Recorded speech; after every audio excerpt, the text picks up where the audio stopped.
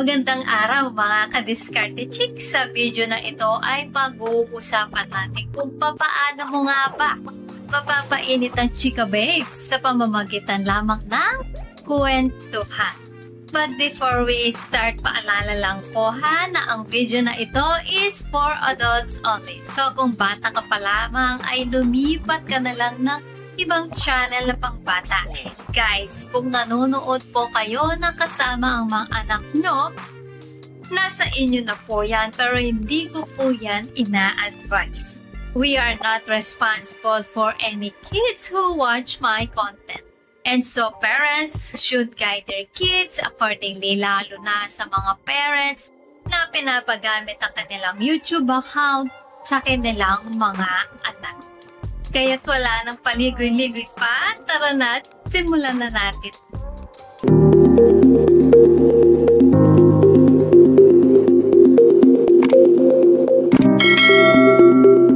Shout out nga po pala kay Ilocana Vlog, Raider 150 at kay Patricio Chavez Jr. Hello po sa inyo dyan at maraming salamat sa inyong patuloy na panonood sa aking mga videos. Alam nyo ba mga guys, na maraming paraan para mapainit mo ang isang chika babes? Yung iba kinakailangan ng actual physical touch. At may mga techniques naman na hindi mo kailangan kasama mo siya. Ang ibig ko sabihin ay pwedeng-pwede magliyap at maging basa ang isang chika babes kahit hindi kanya kasama. Pero syempre iba na rin kung kasama kanya mismo. Kasi papaano nga naman kung mag-init at kumulo siya. Eh di maganda kung nandun ka na para pamatay sunog, hindi ba? So papaano po ba ito gagawin? Kung gusto nyo mag-open up sa inyo ang isang chika babes na type ninyo mga guys, ang pinakasikreto ay preparasyon. Sa madaling salita ay paghandaan nyo.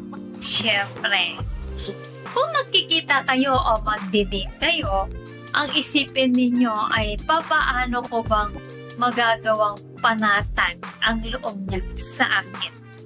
Kasi guys, kung hindi yan panatag ang loob sa inyo ay malabong mag-open up sa inyo yan. At kapag hindi yan mag-open up ay malabong mag-init yan o maging basa siya. So papaano ba talaga ang mga steps na gagawin? Number 1, timing. Mas magandang i-date mo siya ng medyo madilim na, mga guys. Number 2, ambience.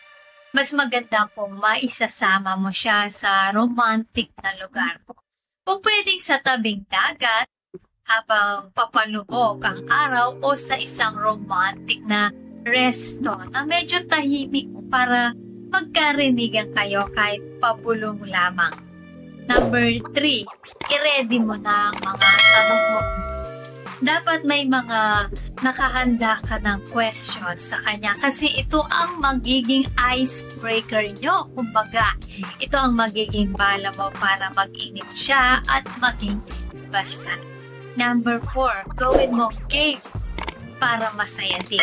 Ito guys, napaka-epektibo sa tingin mo. Sabihin mo sa kanya, Marian, let's get to know each other better. Okay lang ba sa iyo? Game tayo? Kunwari sasabihin niya, anong klaseng game? Magsusulat tayo ng 7 questions about our experiences sa ating mga exes at magbubunutan tayo.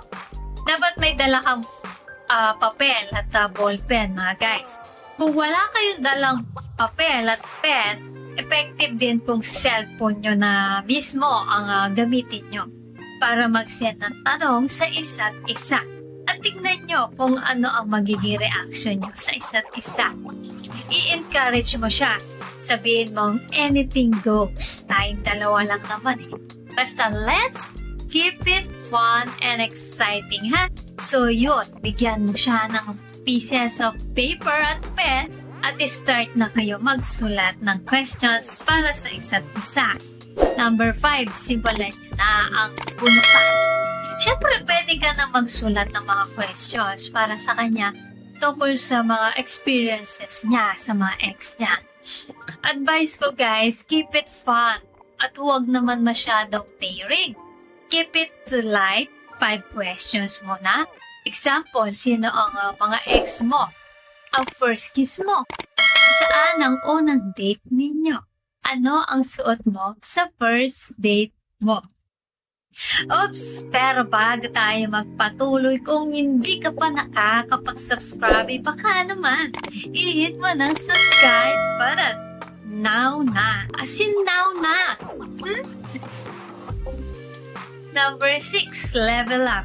Siyempre, habang nagbubunutan at sumasagot na kayo sa mga questions, ay nagkakasiyahan na rin kayo. Ang technique dito ay keep it fast para makarating kayo sa next round na kung saan medyo a little bit daring na ang mga tanong ninyo sa isa't isa. Ang practice na ito ay okay kasi malalaman mo kung gaano siya mag-open up sa iyo. Dito rin guys ay magkakaroon ka ng idea kung may pag-asa ka ba sa kanya o wala. Kasi normally hindi game ang babaeng mag-open up ng kanyang mga experiences kung hindi naman niya type yung lalaki. Ang technique dito ay kung papaano mo talaga siya masiset up sa ganito. So, preparation is the key. Hindi ko sinasabing lasingin mo siya guys. Pero pwede namang painumin ng konti para ba lumakas ang loob niyang mag-open up siguro. But not to the point na lalasingin mo siya. At no talaga yan mga guys. So, keep it fast and fun and may konting kapilyohan. Mas magandang gawin ito sa personal, pero pwede mo rin gawin ito through messenger or chatting. Depende sa kung paano na siya madadala.